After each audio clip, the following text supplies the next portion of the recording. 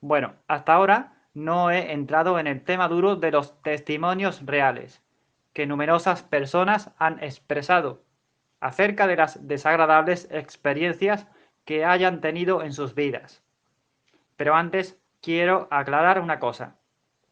Yo no voy a usar a ningún actor ni actriz que actúe con dramatismo, enalteciendo el patos con técnicas de marketing psicológico, para tratar de convencer psicoemotivamente a nadie de nada, sino que, con todo el respeto a las personas, para dignificar sus memorias, en un deseo de justicia y en honor a la verdad, yo he decidido no tener miedo a los juicios despectivos que puedan hacer los haters satánicos.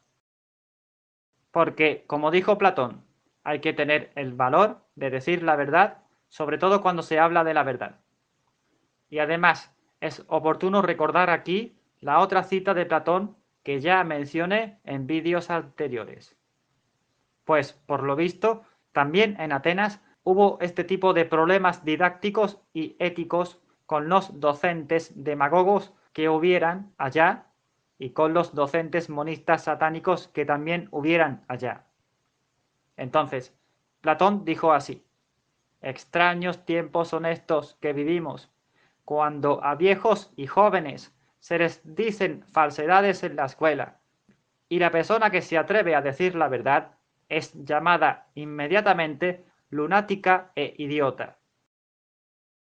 Además, Aristóteles, según su obra Ethos, que rescata el étimos intrínseco a nos, dijo lo siguiente: nunca se alcanza la verdad total, ni nunca se está totalmente alejado de ella. Y Aristóteles también dijo: educar la mente sin educar el corazón no es educar en absoluto. Y en verdad, la horrible realidad que provoca este sistema educativo moderno esclavista es que, mientras muchos eran asesinados por rebelarse y decir la verdad en gobiernos comunistas, ahora otros muchos inocentes se suicidan en gobiernos capitalistas. Y todo por el egregor del capital, que ha sido maquinado por el sionismo internacional, cuyos precursores antiguos son los mismos que desde hace milenios realizan el culto sacrificial a la muerte, culto al demiurgo Abraxas Yahvé y a sus desdoblamientos Moloch, Baphomet, Jehová Satanás, un culto que demanda sacrificios mortales de animales astados y de humanos, desangrando a las víctimas con dolor. Y esto es algo muy serio, señoras y señores. Lo que está ocurriendo con las nuevas generaciones es indirectamente un maldito crimen genocida a gran escala, que en el fondo solo es el resultado de los planes de aquellos que quieren implantar mundialmente el culto satánico a la muerte. Y vayamos entonces a evidenciar la dura realidad. Con todo respeto, voy a compartir testimonios reales de otras personas, unos testimonios que ya estaban publicados en Internet. Es decir, estos son ejemplos de algunos testimonios que pude encontrar en Internet, de personas sinceras y valientes que saben del tema. Aclarar que estos testimonios son fragmentos de un documental en el cual se tomaron declaraciones a muchas personas entendidas en estos temas, desde diversos países. Un documental muy emotivo y esclarecedor, pero que no llega al fondo del asunto, que no desenmascara a los verdaderos culpables de todo esto. Y me hubiera gustado que fuera más allá del ámbito psicoemotivo y pedagógico. Bueno, un documental con testimonios reales, realizado en el año 2017, cuyo autor principal se llama Jürgen K. Si hay algún inconveniente en que yo comparta tales testimonios, eliminaré el audio y solo haré unas citas con mi propia voz. Bueno, yo ahora deseo felicitarle por su esfuerzo, pues sé que si este autor hubiera llegado más allá de las apariencias, además de las negativas recibidas a sus entrevistas, puede que también se hubiera topado con algunas amenazas de tales satánicos ocultos. Así que producir tal documental ha sido un acto valiente, aún sin haber visto los peligros que permanecen ocultos. En fin, voy a compartir algunos testimonios reales, fragmentos de entrevistas que considero importantes. El siguiente testimonio es parte de una entrevista que se hizo en el año 2017. En España, 1 de cada 4 niños sufren conductas de hostigamiento, sobre todo psicológico y menos físico, sobre una base muy frecuente. 1 de cada 4 son cientos de miles de niños que van todos los días a la escuela descontando en su cabeza que algo malo les va a pasar, que sufren problemas de ansiedad, somatizaciones, y algunos de ellos sufren problemas de estrés postraumático que están siendo confundidos con problemas de hiperactividad, porque dicen que estamos atacando a la docencia, al sistema, etc. Los padres en casa también están machacando, no físicamente, no olvidemos que el maltrato físico es un problema, el maltrato psicológico. ¿Qué pasa con todos esos niños que desde pequeño están escuchando el mensaje de tú no vales para nada, nunca serás nada, no como tu hermana, no como tu hermano? El garbanzo negro, el chivo expiatorio de la casa, se convierte después en más frecuentemente víctima porque es más vulnerable. Son formas de acoso. ¿Qué tienen que ver con el acoso escolar? Que esos niños ya vapuleados en esos entornos después son más vulnerables a que compañeros de estudios ataquen a estos niños porque sencillamente tienen su resiliencia destruida, tienen su autoestima destruida, no son capaces de hacer frente. De alguna manera son unas víctimas más fáciles, más económicas. El mobbing escolar es la dinámica de acoso que sufren los niños desde que empiezan en la maternal hasta que se egresan de la universidad, y que tiene que ver con situaciones de hostigamiento recurrentes a manos de profesores, a manos de compañeros, a manos de todos aquellos que se convierten en depredadores para estas víctimas. ¿El Ministerio de Educación de España tiene capacitado a los colegios y a los docentes para atender estos casos? No, no existe una capacitación ni en el sistema de enseñanza de los profesores o maestros, no hay asignaturas que expliquen cómo luchar eficazmente contra el acoso escolar, tampoco hay protocolos eficaces porque se está haciendo una intervención reactiva. Cuando hay casos de acoso escolar se empieza entonces a hacer algo, y la única forma de erradicar el acoso escolar es prevenir, es medir, es preguntarle a los niños frecuentemente qué están sufriendo, qué conductas reportan como muy frecuentemente, y claro, eso significa darse la mala noticia de que en todas las aulas en España tenemos casos de acoso escolar. ¿Y en los colegios privados hay alguna diferencia? No, los colegios privados tienen una diferencia, y es que como viven mucho más de su imagen pública, suelen tapar mucho más los casos, y al taparlos y al pasar el tiempo producen víctimas mucho más graves, con secuelas psicológicas mucho más intensas, y casos que terminan judicializándose porque a las familias no les queda otro remedio que pasar a la acción judicial. Las cifras que se dicen son alarmantes. 1 de cada 4 niños, cientos de miles. Vaya, en este testimonio se dice que todavía no hay un plan eficaz para prevenir el acoso escolar.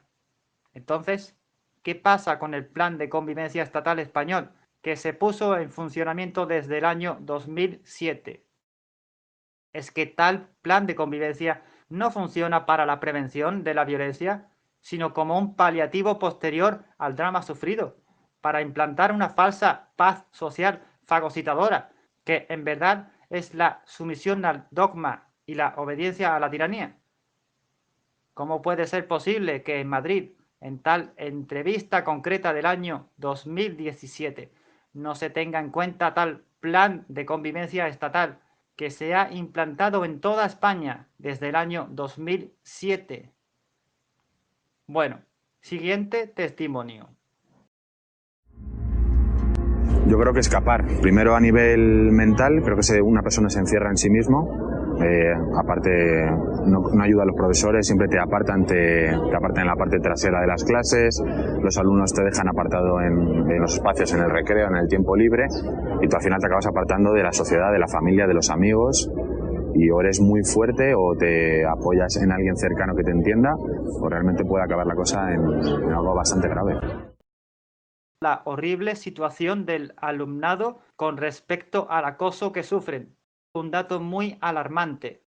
Entre 3 y 4 suicidios por acoso escolar cada día. ¡Qué horror! En fin, los siguientes testimonios tratan acerca de la privatización del sistema educativo, que se agrava con la imposición del prestamismo con intereses, la inflación, la usura, el chantaje y las amenazas de expropiación de bienes, dejando a las familias en situación de pobreza antes de que puedan siquiera pagar los estudios que necesitan para poder trabajar y así ganar dinero con el que pagar tales deudas. Y esto es una tremenda injusticia, es un maldito círculo vicioso diseñado por los satánicos. Unos satánicos que se mantienen ocultos tras el partidismo político basado en el capital, empujando a muchas familias inocentes hacia la muerte. La posibilidad de crédito y fondos para que los colombianos estudien son fundamentales. Sin embargo, ustedes tienen una institución en su país, Colombia, que se llama ICETEC, que hoy tiene una cartera vencida de los créditos estudiantiles de casi el 25%. Cobran 17% de intereses anuales y además, lo más sorprendente es que cobran intereses sobre intereses. Yo quisiera preguntarle a usted, senador, qué está pasando y por qué no se ha podido cambiar este fenómeno. Bueno, en primer lugar, digamos que el hecho de que la educación pública superior no sea gratuita en Colombia ha llevado a que las familias tengan que acudir a los créditos educativos.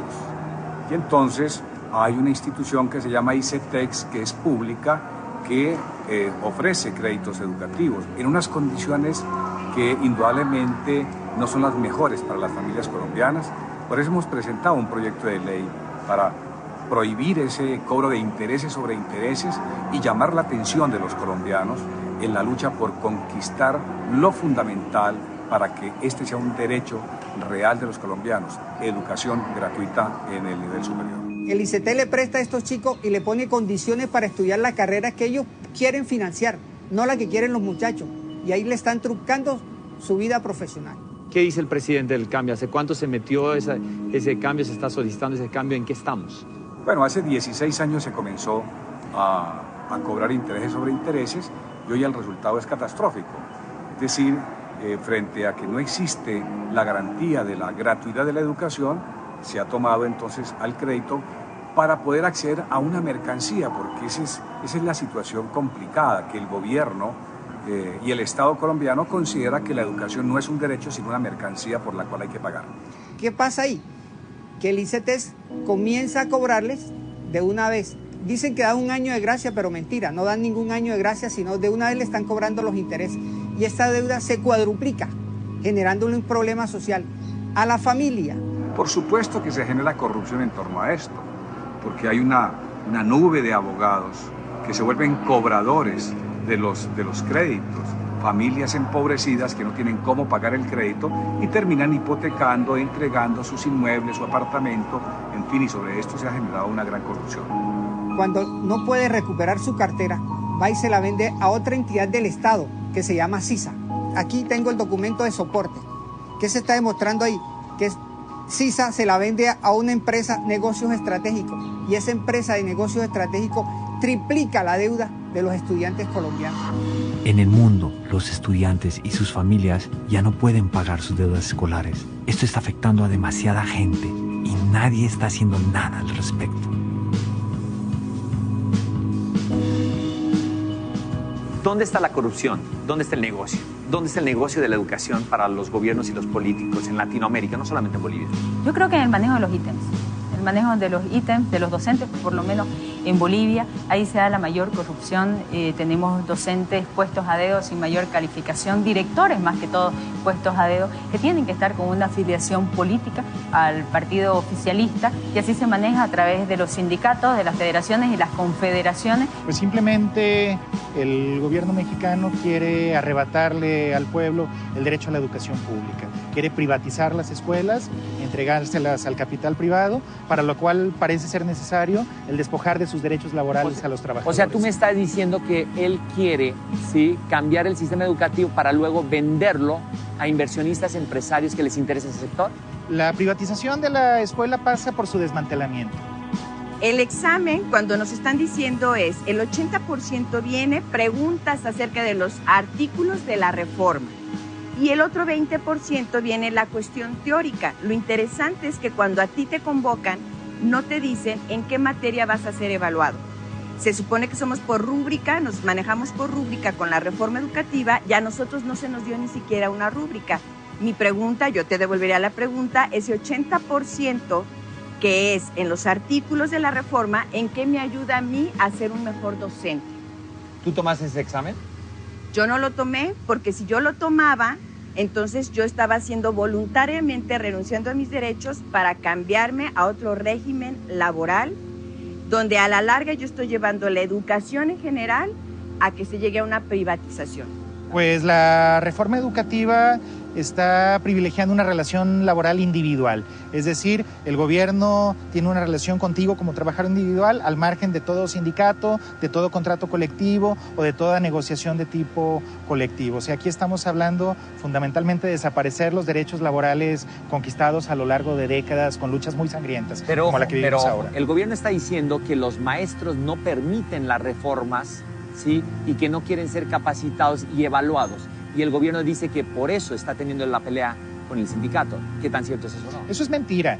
En el caso muy claro del ejemplo de nosotros como maestros de bachillerato del estado de Jalisco, los profesores a los que el gobierno despidió injustamente eran los mejores maestros del colegio de bachilleres, los más capacitados, con el perfil más alto, además de los más comprometidos con ¿No los corrieron por hacer revueltas y política? Los corrieron por negarse a someterse a una evaluación que en realidad es una trampa laboral. ¿Por qué es una trampa laboral? Cuéntame. Es una trampa laboral porque quien se somete a la evaluación acepta cambiar su estatus laboral. Nos dicen que en la Ciudad de México uno puede comprar un título profesional certificado a pocos metros de la Secretaría de Educación. Fuimos a ver si esto era cierto. Ya te digo, me das dinero, fotos, nombre, carrera, firma, y ya posteriormente ya yo te digo, te entrego los papeles y te digo para cuándo va a estar, y tú puedes checar en internet. ¿Cuánto vale el título registrado para el que aparece en la SEP? Para así el mejor precio. 35,000 pesos. El que no está registrado, te lo dejo en 10,000 pesos. ¿Y cuánto necesitas de anticipo para arrancar? La mitad. Este es otro. ¿Y ese dónde? Pero tú, o sea, yo te doy la mitad y después te me desapareces. O sea, ¿cuál es la seguridad? ¿Dónde está el puesto? Ya te doy mi número, todo. Conmigo estás tratando con un falsificador, digamos. Yo me dedico a esto, yo no me dedico a otra cosa. México lindo y querido, no solo tienes un problema muy serio de educación, sino una corrupción que está acabando con todo. Es imposible solucionar el problema de la corrupción en un país si no se soluciona primero el problema del sistema educativo. La única forma de corregir un problema de corrupción es dándole mejor educación a su pueblo. Lo que hay es una reducción presupuestal. El gobierno se desentiende de su obligación de aportar recursos presupuestales suficientes para que la escuela funcione. Es decir, escuela que no tenga con qué funcionar, pues se va a caer o va a dejar de funcionar. De hecho, ya se están cerrando muchas escuelas en toda la República Mexicana por falta de recursos. Eso abre un campo para la intervención empresarial, que es, como sabemos, en el caso de la educación, pues un negocio redondo. La verdad es que es un negocio muy grande el que se esconde detrás de la reforma educativa. Siguiente testimonio. Trata acerca de cómo el sistema educativo moderno moldea el proceso cognitivo de los alumnos, provocando que solo puedan reaccionar por inercia en gregarismo. Es decir, se implantan procesos cognitivos lógicos, causas y efectos ya prediseñados, cuyo propósito es la justificación de la corrupción sociopolítica que se basa en las mentiras posbélicas. Unas mentiras posbélicas que se publicitan desde hace más de 30 años. La educación traslada cosas de un lado a otro y permite la interiorización de criterios de juicio. Entonces, cuando la educación falla, los criterios para juzgar qué es bueno, qué es malo, patinan. Mi impresión es que en los últimos 20, 25 años, la educación ha producido justificaciones. O sea, el colombiano sabe decirse cuentos para justificar la corrupción, para justificar la violencia. El siguiente testimonio es un fragmento de un comentario que describe la situación en Argentina. Lo cito textualmente. Abrimos comillas. Hay muchas cátedras que están pensadas para los docentes y no para los alumnos. Por ejemplo, química. De 80 alumnos iniciales, promocionaron solo 4. Los parciales están pensados para que el profesor corrija cada parcial en máximo 1 minuto, y no para que el alumno demuestre su conocimiento. Los contenidos se toman de tal manera que te los tengas que aprender de memoria, y si te equivocas en la más mínima cosa, el punto completo se toma como incorrecto. Tal es así que en el primer parcial merecía un 8 y obtuve un 6. A diferencia de muchos alumnos de la universidad, tuve la suerte de haber ido a un excelente secundario y tuve la experiencia de que te enseñen para que aprendas y entiendas y no para que vomites contenido en un examen. Y debido a que muchos docentes hacen el menor esfuerzo posible a la hora de las necesidades pedagógicas de los alumnos, creo que va a ser muy difícil que el sistema se modernice, ya que para eso hay que ponerse en el lugar de los alumnos, cosa que muy pocos docentes saben hacer. Cerramos comillas. Fin del testimonio. Este testimonio evidencia parte del método didáctico usado, que es estandarizado, autómata e impersonal, cuando precisamente uno de los problemas que adolece este sistema educativo es que trata de homogeneizar a todos los alumnos en una masa gregaria que razone del mismo modo y que actúe del mismo modo, suprimiendo las diferencias entre paradigmas y esencias, incluyendo a todos los alumnos y alumnas en unas premisas lógicas y emotivas que son artificiales. Y para eso se usa la ingeniería psicosocial y el marketing psicológico. De hecho, el problema de injusta inclusión social fagocitadora, eso es publicitado como algo bueno y bonito por el sistema educativo. Pero este problema es algo serio que se retrata en la siguiente analogía. Abrimos comillas. En una clase hay varios alumnos diferentes, que son un mono, un elefante, un pájaro y un pez. El profesor es un león y ordena a todos los alumnos lo mismo. Dice el profesor: vosotros debéis trepar ese árbol hasta llegar a lo más alto. Entonces, ¿quién está preparado por naturaleza y esencia a realizar esa tarea de trepar el árbol? El mono trepa el árbol. El elefante derriba el árbol. El pájaro vuela más allá del árbol. Pero el pez no puede hacer eso. El pez está encerrado en una pecera, fuera de su hábitat natural. Por eso, el pez se queja de su situación y dice la verdad, evidenciando que acontece una injusticia. Pero luego el pez es marginado como si fuera un rebelde muy malo y estúpido. De este modo, el pez se deprime por la frustración y por los acosos sufridos, hasta que el pez se suicida, saltando fuera de su pecera.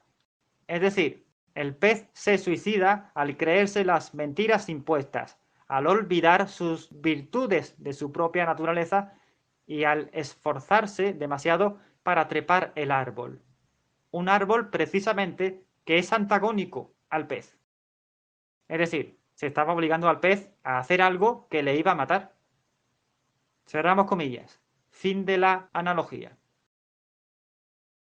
En fin, sin embargo, para solucionar este problema didáctico y educativo, no solo se necesita hacer que la didáctica sea personal y que se aplique con empatía, sino que además que tenga una base ética estable, que oriente en lo correcto y que actúe respetando las características reales de cada individuo, potenciando la autocomprensión de sus virtudes únicas y favoreciendo así la sinergia en alegría. Entonces, ¿qué tiene que ver esa falsa evolución del sistema educativo en las tecnologías digitales de la información? ¿Qué tiene que ver eso con acaso que las clases sean más personalizadas y empáticas? Eso es contradictorio. Cuanto más se usen las tecnologías como métodos TIC, más condicionan a los alumnos y al profesor a que sean más como robots autómatas, que precisamente se amoldan al uso de tales tecnologías.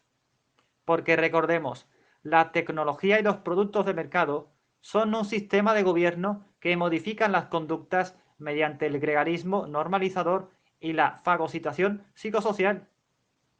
Recuerden ustedes que actualmente la mayoría de los alumnos aprenden más estando solos en su casa, visitando páginas de internet y estudiando precisamente viendo vídeos de YouTube.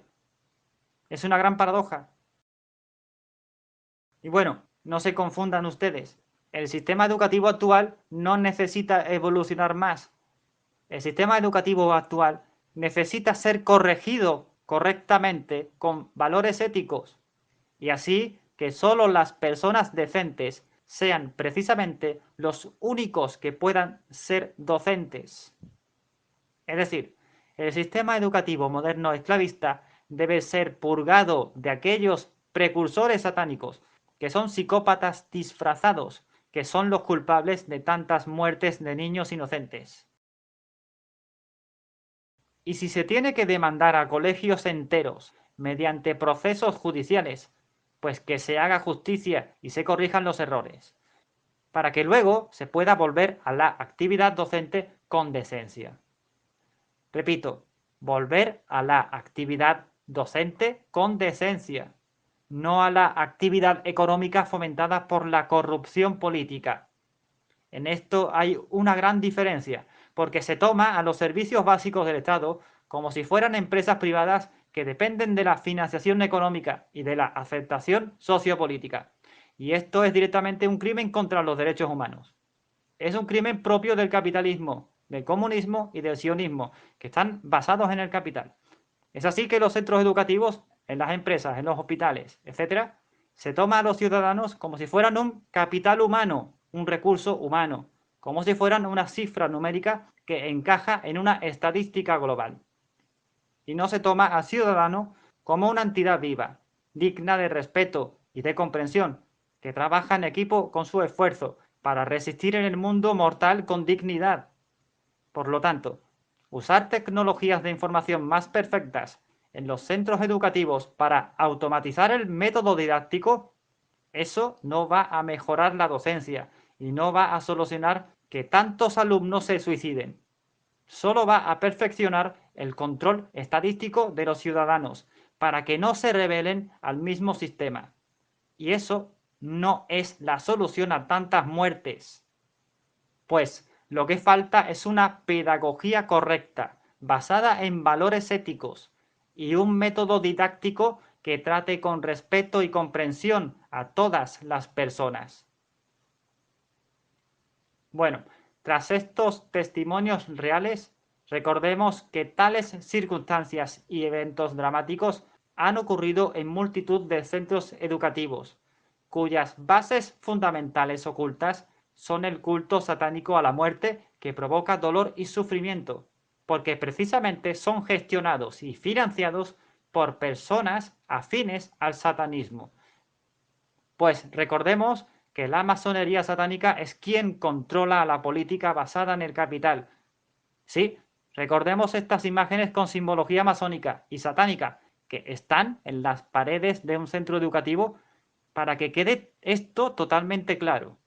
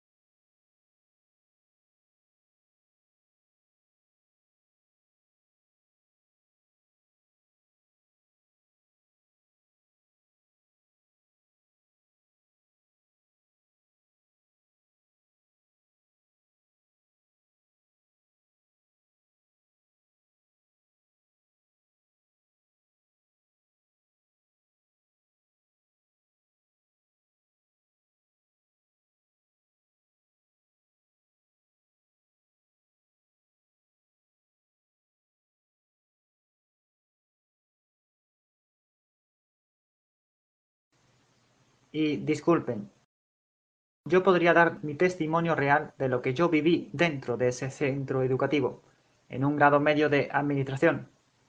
Pero es bastante desagradable, porque realmente me fui de allá a los pocos meses con síntomas de depresión y de estrés, síntomas que fueron agravados por problemas personales.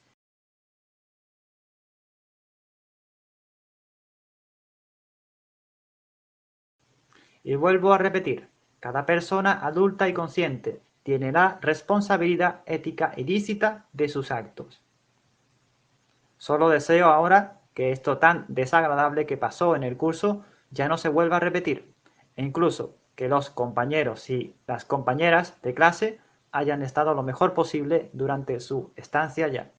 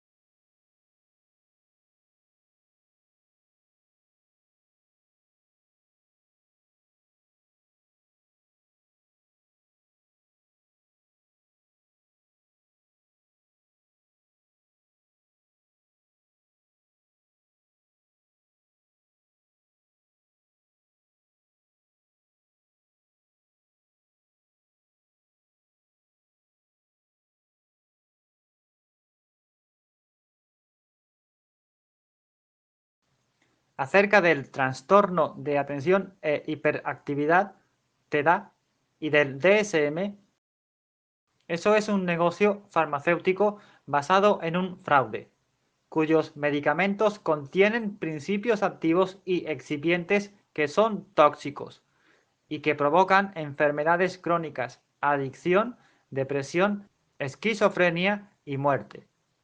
Y pueden encontrar más información en el siguiente vídeo, Psiquiatría DSM, que es un documental que evidencia este tema.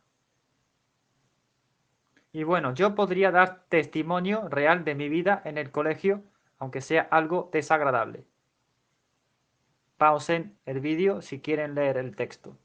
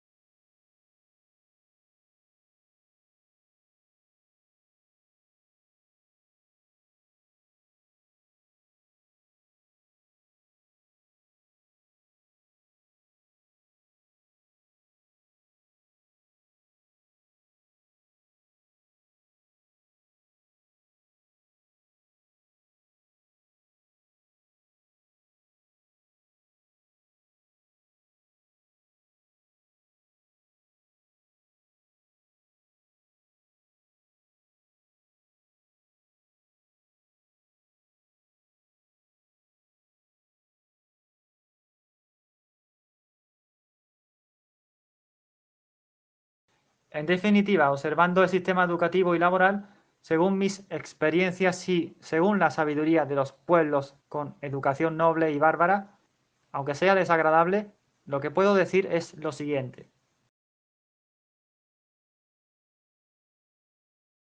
Y perdonen, estaba expresando mi indignación, pero a las cosas se les llaman por su nombre. Las palabras desagradables también tienen su utilidad, es decir, sirven para alertar de un peligro y así poder discernir a lo que provoca la muerte de lo que sana a la vida. Y por supuesto que para describir todo esto también se podrían usar otras palabras. Así que podría decirse que la ingeniería psicosocial moldea las conductas masivas de los niños y las niñas. Y esta ingeniería psicosocial es usada para implantar una marea globalizada artificial que impone juicios peyorativos a lo que no obedezca a sus premisas limitantes y que favorece la imitación gregaria con una inclusión social fagocitadora. Y esto que he descrito es lo que ocurre en la realidad del mundo moderno. Es lo antagónico a la verdadera milicia meritoria. Es lo antagónico a ser líder de uno mismo y es lo antagónico a la verdadera educación.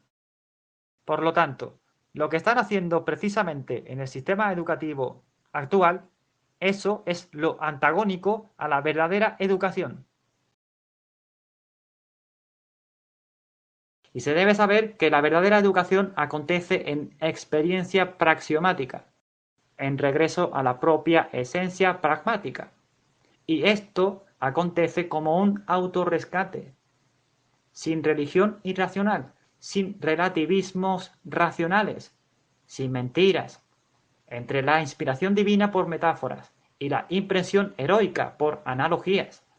Y así existir libre dentro del infierno, decidir hacer lo que quieras hacer realmente con tu propia vida, poder ser artista genuino que manifiesta sus propias obras en su propia empresa, trabajar en equipo con eficacia, alegría y camaradería.